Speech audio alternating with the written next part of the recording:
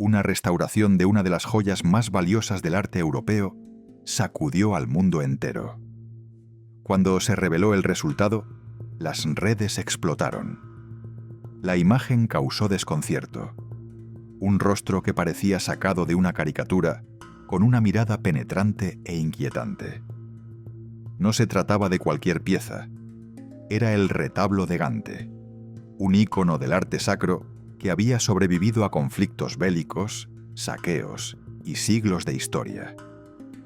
¿Cómo era posible que, tras todo eso, fuera una restauración lo que alterara su esencia? Pero aquí viene el giro que nadie esperaba. Ese polémico rostro no fue una adición moderna. Era exactamente lo que su creador había pintado hace más de 500 años. En este vídeo vamos a sumergirnos en esta historia fascinante. ¿Qué pasó realmente? ¿Por qué se desató tanta polémica? Y sobre todo, ¿qué revela todo esto sobre la forma en que interpretamos el arte antiguo con ojos modernos? Porque tal vez el problema no fue la restauración, sino nuestras propias expectativas. Primero, viajemos hasta la pintura en cuestión. El retablo de Gante no es un cuadro común. Es una estructura monumental, compuesta por 12 paneles que se abren como si fueran las páginas de un gran libro sagrado. Es una obra cargada de detalles minuciosos, personajes vibrantes, paisajes imposibles y una iconografía profundamente simbólica. Finalizada en 1432, esta obra se considera uno de los grandes hitos del Renacimiento nórdico. Fue una colaboración entre los hermanos Van Eyck, Hubert y Jan.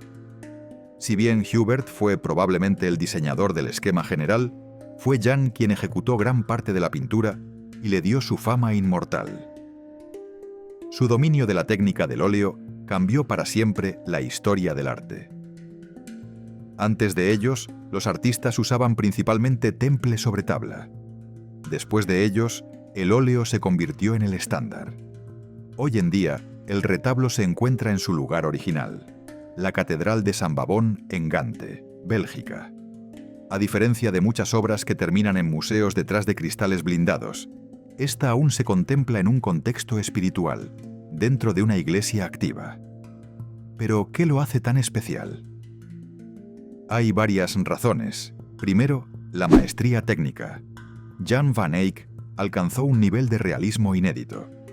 Capturó telas, piel, luz y metal con una fidelidad que asombró a generaciones. La gente llegó a pensar que debía estar usando instrumentos ópticos, como lupas o lentes, para pintar con tanta precisión. Segundo, la iluminación. Van Eyck fue pionero en representar cómo la luz interactúa con las superficies. La forma en que un rayo de sol entra por una ventana o cómo brilla una armadura eran cosas que nadie había logrado retratar antes de ese modo. Y tercero, su mensaje espiritual. Esta obra no es solo estética, es teológica. Cada panel está cuidadosamente diseñado para comunicar una idea: la redención, el sacrificio, la esperanza. El Cordero místico, en el centro de la composición, representa a Cristo ofreciendo su vida por la humanidad. No importa si eres creyente o no, es difícil quedar indiferente ante semejante despliegue de simbolismo y emoción. Por eso, cuando en 2020 se restauró la obra y se mostró el resultado, el impacto fue tan fuerte. Especialmente un detalle: el rostro del Cordero. Durante siglos había sido visto con una expresión serena y bastante tradicional. Pero al eliminar capas de pintura añadidas en siglos posteriores, los restauradores dejaron al descubierto algo muy distinto: una cara con rasgos humanos, ojos penetrantes y una expresión directa. A muchas personas les pareció perturbador, y sin embargo, ese era el rostro original. Aquí es donde surge una pregunta fascinante. ¿Qué es más fiel a una obra de arte? ¿Conservar la imagen que ha sido parte del imaginario colectivo por siglos?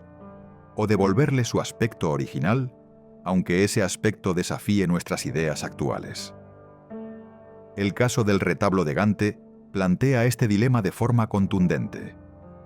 No se trató de un error en la restauración, sino de una fidelidad radical al trabajo de Jan van Eyck. El problema fue que el mundo moderno ya se había acostumbrado a otra versión. Así que la controversia no solo nos habla de restauraciones, nos habla de nosotros mismos, de cómo nos relacionamos con el pasado, de cómo lo reinterpretamos y de cuánto estamos dispuestos a aceptar versiones de la historia que no encajan con nuestras ideas preconcebidas. Y ahora, avancemos hacia los detalles de la obra misma. Porque el retablo de Gante no es estático. Ofrece dos experiencias completamente distintas. Una cuando está cerrado y otra cuando se abre. Y la diferencia entre ambas es simplemente asombrosa. Cuando el retablo de Gante se encuentra cerrado, se presenta como un libro antiguo a punto de revelarse. En la parte superior, 4 figuras nos observan. 2 de ellas provienen del Antiguo Testamento, los profetas Zacarías y Miqueas, y las otras 2 son figuras paganas, las sibilas, mujeres míticas a quienes se les atribuye la capacidad de predecir la llegada del Mesías. No es necesario adivinarlas. Sus nombres están cuidadosamente inscritos en la parte inferior de sus paneles, como si los hermanos van Eyck hubieran querido asegurarse de que su mensaje trascendiera los siglos. Justo debajo encontramos la escena de la Anunciación. No ocurre en un entorno celestial o abstracto, sino dentro de una habitación doméstica flamenca, con cortinas, estantes y objetos cotidianos. A un lado, el arcángel Gabriel sostiene su mensaje divino. Al otro, la Virgen María lo recibe, con una expresión serena y una paloma blanca descendiendo sobre ella, símbolo del Espíritu Santo. Cada objeto en esta escena tiene peso simbólico. El jarrón, el libro, la arquitectura cerrada. Todo está pensado, cargado de significado.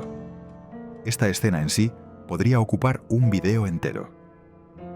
En la parte inferior del retablo cerrado, vemos a los comitentes de esta obra monumental, Jus Baid y su esposa Elisabeth Borlut. Están retratados en actitud de oración, con una devoción que traspasa el tiempo. A su lado los acompañan sus santos protectores, San Juan Bautista y San Juan Evangelista. Curiosamente, estos últimos no están pintados al estilo realista del resto del retablo, sino en grisall, imitando esculturas de piedra. Es un juego visual sutil, pero poderoso. Ellos no forman parte de la escena viva, sino que custodian el umbral entre lo humano y lo divino. Y entonces, cuando se abren los paneles, ocurre la transformación. Se revela una visión deslumbrante que abarca el cielo y la tierra, lo visible y lo invisible. En la parte superior central del retablo abierto, sentado en un trono majestuoso, está una figura regia, interpretada como Dios Padre o como Cristo entronizado, dependiendo de la tradición teológica. Viste ornamentos pontificios, lleva una corona triple y sostiene un cetro. A su izquierda está la Virgen María. A su derecha, San Juan Bautista. Esta disposición conforma una deesis, una estructura clásica del arte sacro donde Cristo actúa como juez, acompañado de intercesores que ruegan por la humanidad. A su alrededor, coros de ángeles llenan los paneles. No son simples figuras decorativas. Algunos están cantando, otros tocando instrumentos como laúd o el órgano. Cada uno está representado con un realismo casi tridimensional, como si formaran parte de un concierto celestial en plena ejecución. En los extremos de esta fila superior aparecen 2 figuras humanas, completamente desnudas, Adán y Eva. Pintados con una honestidad anatómica que incluso hoy puede resultar impactante, representan el comienzo de la historia de la humanidad y el origen del pecado. Su inclusión aquí no es casual. Son el recordatorio visual de por qué el sacrificio que se muestra más abajo era, según la teología cristiana, necesario. Ese sacrificio se representa en el nivel inferior central del retablo, la célebre escena de la adoración del Cordero místico. Aquí todo gira en torno a un altar, sobre el cual un cordero blanco se mantiene firme, con la sangre brotando de su pecho hacia un cáliz dorado. Por encima, el Espíritu Santo en forma de paloma desciende mientras una luz sobrenatural baña todo el paisaje. Esta escena no transmite dolor, sino glorificación. Es un ritual eterno que encapsula la idea del sacrificio redentor. Y lo más impactante es quienes asisten a esta misa cósmica. Desde los 4 puntos cardinales llegan grupos diversos: mártires con sus palmas, vírgenes coronadas, patriarcas, profetas, monjes, caballeros, papas e incluso sabios del mundo pagano. Filósofos, jueces, figuras que representan el conocimiento y la virtud fuera del cristianismo. Es una visión inclusiva y profunda de la salvación como acto universal. En el fondo del paisaje se alza una ciudad dorada, la Nueva Jerusalén, símbolo de la vida eterna. Sus torres brillan entre colinas verdes, y al frente una fuente de agua cristalina fluye, con una inscripción que nos recuerda el mensaje espiritual de todo el conjunto. Esta es la fuente del agua viva, es decir, la promesa de renovación, de eternidad. Nada en esta obra fue pintado al azar. Cada rostro, cada color, cada gesto está calculado para guiar al espectador a través de un recorrido espiritual y visual. Y en el epicentro de toda esta composición está ese pequeño cordero blanco. No está sufriendo, no está abatido, está erguido, vivo, y te mira directamente. Ese rostro fue el epicentro del escándalo en 2020. Porque sí, ese cordero, con sus ojos grandes y expresivos, su mirada casi humana, fue lo que causó tanto revuelo tras la restauración. Y es aquí donde comienza la parte más controvertida de toda esta historia. Sigamos. En el año 2020, el foco del mundo volvió a centrarse en el retablo de Gante. Pero esta vez no fue por una nueva exhibición ni por otro robo.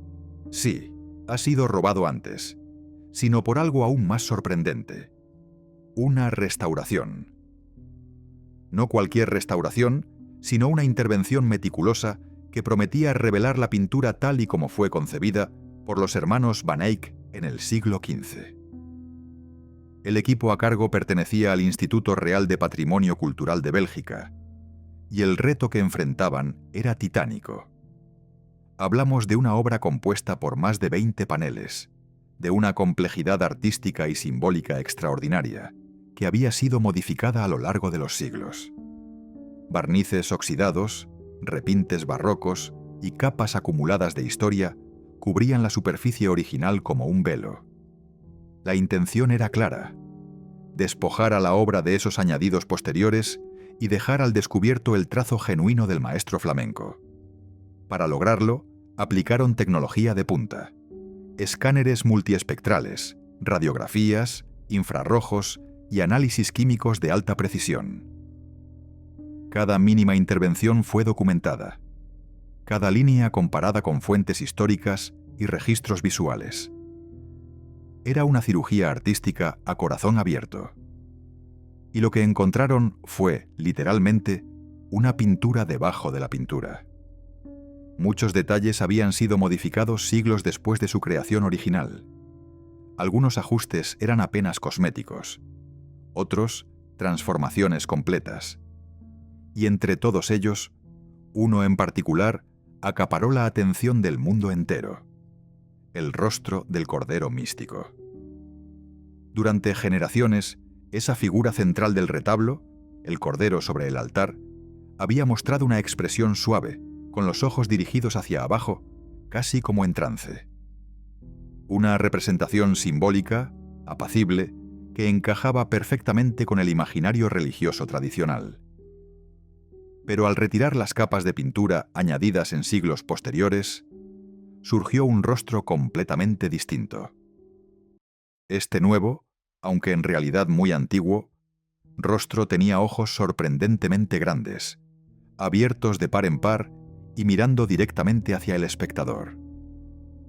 El hocico era más corto y las orejas se encontraban en una posición inesperada. Su expresión era mucho más intensa, incluso desconcertante.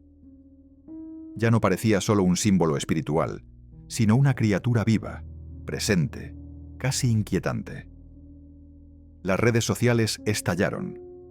La imagen restaurada del Cordero se volvió viral. Algunos la compararon con restauraciones fallidas como el célebre Ecce Homo de Borja. Otros lo apodaron el Cordero alienígena o el Cordero humano. Los memes no se hicieron esperar. Pero más allá del humor, lo que predominó fue el asombro. ¿Cómo pudo un animal tan sagrado terminar con una expresión tan desconcertante? Aquí es donde entra el verdadero giro. Ese rostro que para muchos resultaba extraño no era un error, ni una reinterpretación moderna. Era la cara original pintada por Jan van Eyck en el siglo XV.